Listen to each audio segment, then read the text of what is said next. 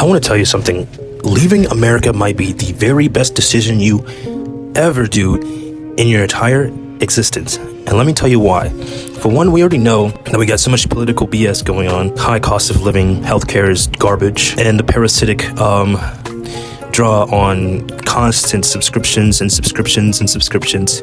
The environment's toxic. Dating is basically garbage at this point in the US. And if you want to get married, game over. Say sayonara to that shit. If you get sick, you're basically already dead. If you get laid off, you're homeless.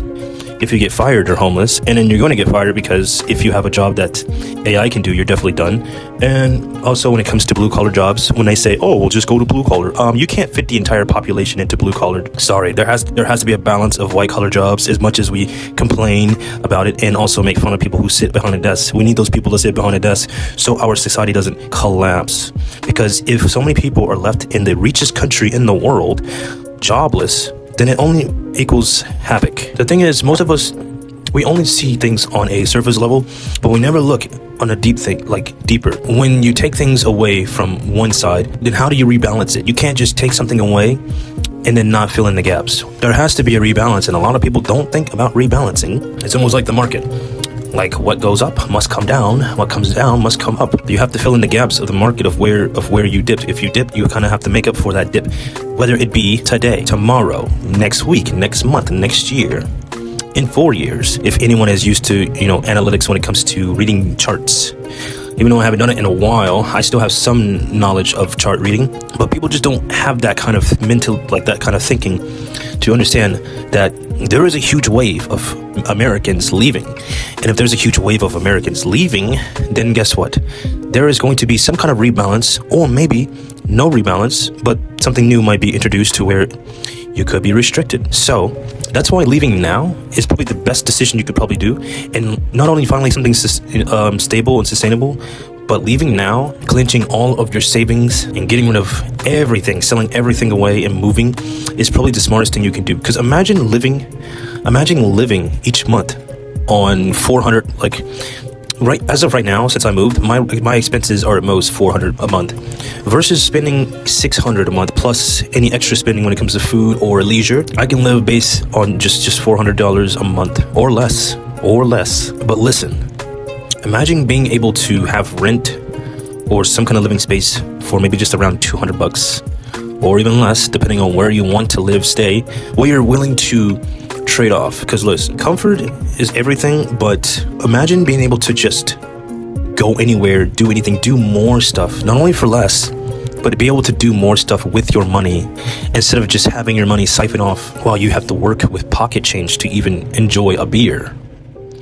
Now, here's the thing that gets on my nerves is people say, live below your means. Okay, well, what exactly does that mean? Live below your means. Does it mean don't eat? Because at this point, when someone says live below your means in the US, it just simply means don't eat meat, eat tuna out a can, eat ramen noodles every day, destroy your body from the inside out by being malnutritioned, sodium-based food, or however you want to say it. Ramen noodles, obviously, the kind of ramen you get from the grocery store in the US is not good for you. You can fix a sink with that and super glue and paint over it, and it's brand new. No way can I take ramen noodles and fix a broken toilet bowl with ramen and a little bit of super glue or something, and then bam, it's good. Or whatever, I forgot, but I've been seeing so many videos of using ramen noodles to do things. And I think at one point I tried, a long time ago, years ago, I used ramen noodles for certain science projects. Now, if you can use food for certain science projects, like repairing a table or a sink or a counter, you don't need to be eating it. But that's one of the things that's wrong with the US, is almost everything is killing you, is making you tired. Like imagine every time you get out of bed, you just can't get out of the bed because your body's fighting to keep you alive because everything you're eating is just killing you. Being in the Philippines, when I wake up every morning, everything that I eat is 100% natural, and I always have energy. I'm never sluggish or tired.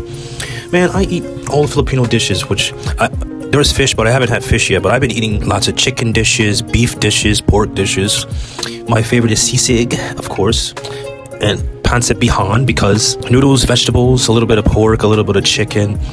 But the thing is, when you leave the US and your diet changes, your body will start to change.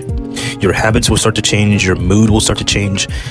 everything about you will start to change. It seems like everything will go back to normal like it's supposed to. I can tell you from this story from other expats that have came to other Asian countries or other countries in Europe for maybe like a couple years, just eating the local cuisine, and then they come back to the US and they eat that slop, and their body goes back to feeling like shit again. And the thing is, it's not because you're weak, it's because you're not supposed to eat that stuff. And a lot of people, Americans, have been conditioned to eat that slop and have maybe no effects, or maybe there's effects, they just can't see it because it comes in cancer or comes in some kind of illness that's waiting to just upsurface in your life.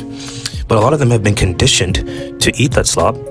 So obviously you're not going to know the difference because you probably don't know what it's like to actually be healthy or to have energy. Most people will say, oh, I'm too old, I'm getting too old to do this, do that. Dude, there's literally 60-year-old people, 70-year-old people, 80-year-old people living life like a normal human being.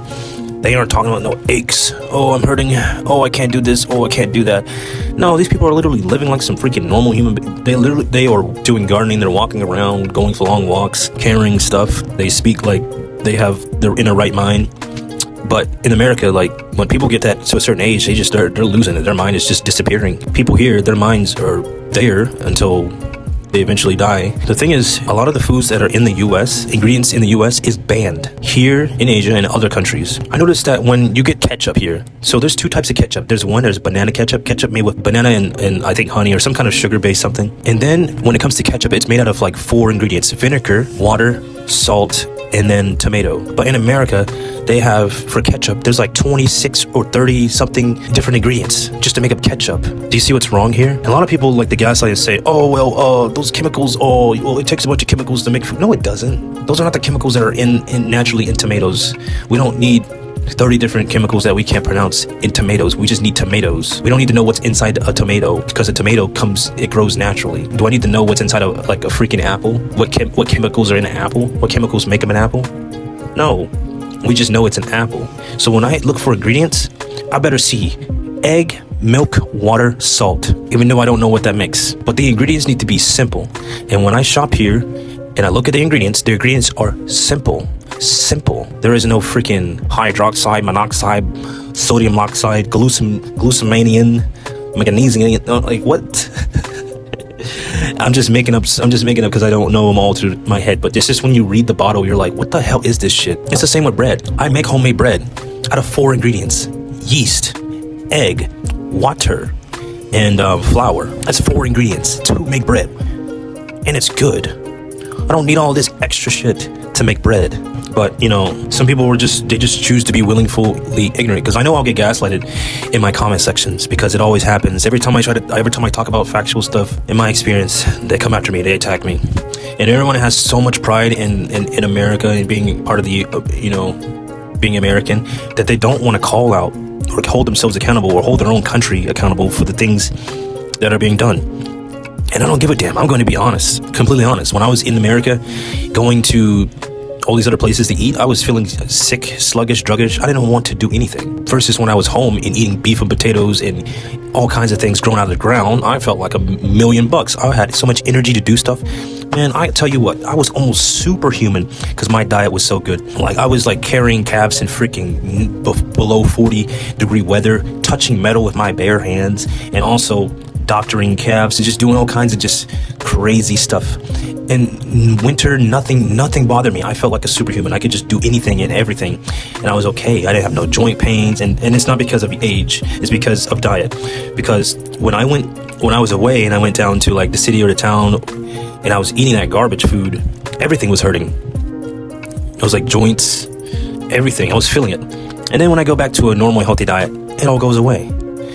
And another thing I noticed when it comes to your body, when I broke my arm and shattered my shoulder, and I had surgery and stuff, the pain just was like it felt like a bunch of pins were just hitting me in my arm. It was like in my arm, so much pain. And then what I did, I took water and I went.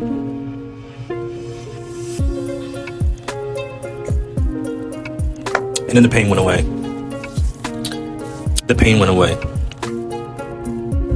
Just like that. I mean, of course, my arm was still broken, but healing. But that sharp beeping pain went away. When I get a headache, I drink water. and it goes away. That's another thing Americans are terrible at doing, is drinking water, because there's so many of these sugary drinks available. Like, I have not seen, being in the States, I have not seen a person drink water. I mean, I do see Americans drink water. It's just not enough. Like, I'll see some, they're either drinking tea. In the South, they're drinking sweet tea. Up north, they're just drinking unsweetened tea. There's lemonade, pop, soda, Coke, Pepsi, some kind of sugary tea, energy drinks, man. Energy drinks is everybody's favorite, Red Bull and Monster. But what about water?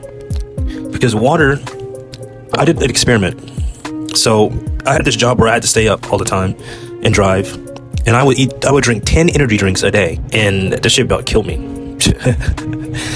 And then I switched over to just drinking nothing but water, sparkling water, and just regular water. And I was drinking a shit ton of it, and I felt better. I felt better compared to drinking 10 energy drinks throughout the day. Because listen, it was from 6 in the morning all the way to 4 in the morning the very next day. But when I had just water, it was like water and sparkling water. It was like I can get through the day, I can get through anything. In the Philippines, forces me to drink water all the time. And it forces me to, out of my bad American eating habits, overeating, not drinking enough water, not getting any exercise. I walk everywhere. I stay thin. I stay sweating. I always feel good. I always have energy. And being in America, you're forced to drive everywhere. You're forced to drive from one building to another building. So no matter where you go, you're always stuck inside some kind of cubicle. Versus, I walk from one building to another building, which means I get exposed to sunlight, I get exposed to clean air, I get exposed to everything, and I get to burn calories. And I think that's one of the reasons why Americans are getting fat, because they don't walk. Being in a city, you have to drive everywhere because you can't do nothing without a vehicle. There are hardly no sidewalks depending on where you live. Even if there are no sidewalks and you still want to walk, the police are going to pull you over. What are you doing? They're going to try to find some way to pin something on you. And the police aren't your friend in the US. They don't even serve people anymore. They just terrorize you or look for a way to get some money from you. That's another reason to leave the US. At least the police here, they actually do their jobs and, they help. When I was being harassed by a woman in Manila, I went to the police, and the police took care of that quick. And I never had to worry about being harassed by that same woman again. And usually you expect them to take the woman's side and then get in the men to get in trouble. But no, they handle that really quick. When I called them, they just showed up right quick. That's another thing. In the US, when it comes to a lot of things, I know it sounds like I'm shitting on it, but it's just the fact that things are getting worse every day, and I can only just call it out. And that's why we're over here. Now, I don't want to call it like escapism or just escaping, but the thing is, a lot of people have moved away from their country to find a better life. Listen, when I was in Bali, Indonesia, I met 2 Lebanese women. They came over to Bali, Indonesia to get away from the war because they were getting bombed, obviously. So I'm not gonna shit on somebody for leaving their country like they're escaping for something. Dude, everybody is leaving for their own reason, for a good reason. I don't want to call it escapism, because escapism is very cheap. Like, people wouldn't have to escape from something if their homeland wasn't the way it was.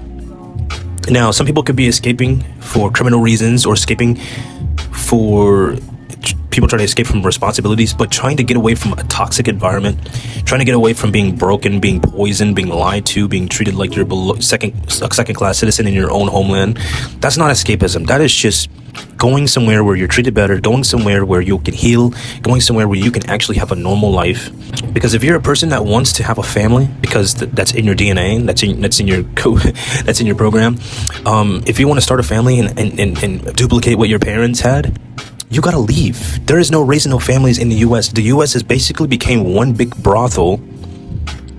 Because face it, dating in the US is basically one big brothel, and it only gets worse. The offing of males is getting worse. The sickness, like health-wise, is getting worse when it comes to cancer, dementia, everything. And as for women, they're suffering as well in many ways. Men and women are at each other's throats because they've been brainwashed manipulated, propagandized. There is just no fixing that. There is not undoing at all. So why not just leave and not listen to the people that say stay and fix it? Like, I'm not staying and fixing nothing that I didn't cause. It was these old people that started all this mess. Like, I didn't create these brothel apps for degenerate people to fap to. No, Gen Z didn't create this stuff. Gen Z did not make all these degenerate apps. It was them folks. Them old folks. Gen Z and Gen Alpha had nothing to do with it. They were just the result of the madness. So I encourage a lot of young people to travel and leave and reclaim a normal life, because if they try to live the way they're living in the US now, I've been seeing a lot of videos, people of Gen Z kids living in their cars, living on the streets, under a bridge, and it's honestly sad. And there's no way in your 20s that you ever be suffering like that, dealing with that kind of mess. You need to be free. You need to be doing something productive. You need to be learning some skills so you can sustain not only yourself, but also be able to build yourself up to be able to sustain your future. And if you want to bring someone into this deep, dark, and burning world, you need to have a fighting chance.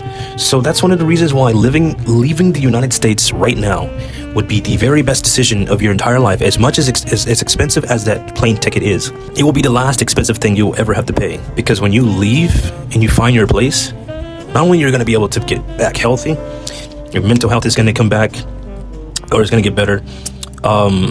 Your health is going to come back to normal. Your sense of purpose is going to come back. Your view on the world is going to change.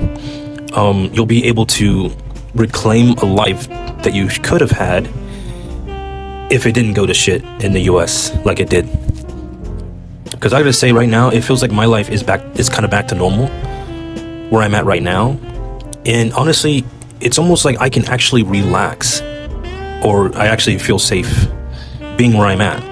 I feel safe, welcomed, appreciated, and a little bit spoiled. But what I will say is, if you are going to travel to the Philippines, avoid Manila.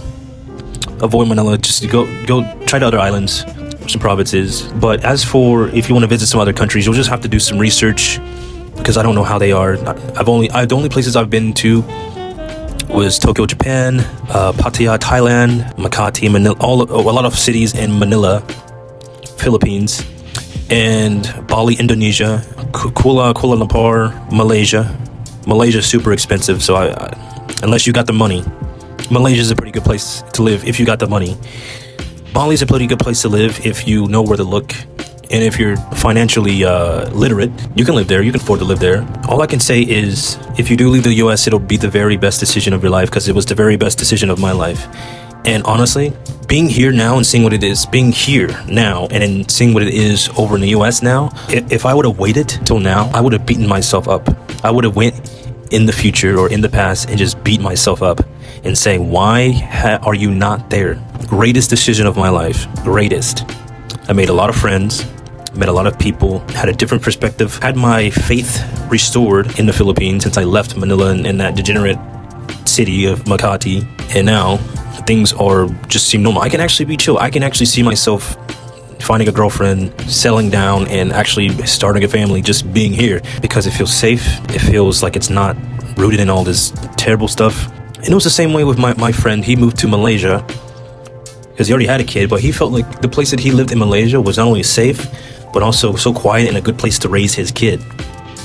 And he was living in Manila, and he left Manila, went to Malaysia. I left Manila, went to Bali, Indonesia. Bali, Indonesia was very awakening for me too. I loved the place. Malaysia, I didn't get a chance to experience it for about 2 days. I didn't come in here to one of the islands, the other islands. It was eye-opening, life-changing. I could see myself staying here for a very long time and settling. I mean, at this point, if I'm not too careful, I'm gonna end up with my first girlfriend in my entire existence. Never would have thought it would be just that easy. But I guess you just have to find your place and get away from all that shallow, superficial BS. Get away from all those toxic people. And also, for one thing, is ditching some people that come from the US with all that trauma and all that. The thing is that there is a difference between a lot of the people I used to deal with from the US and then people here. Because the people that I dealt with in the US have this manipulative language, all these terms. They talk in a very cryptic, disgusting way. And it almost seems like they're just trying to find a way to put you down, no matter who you are.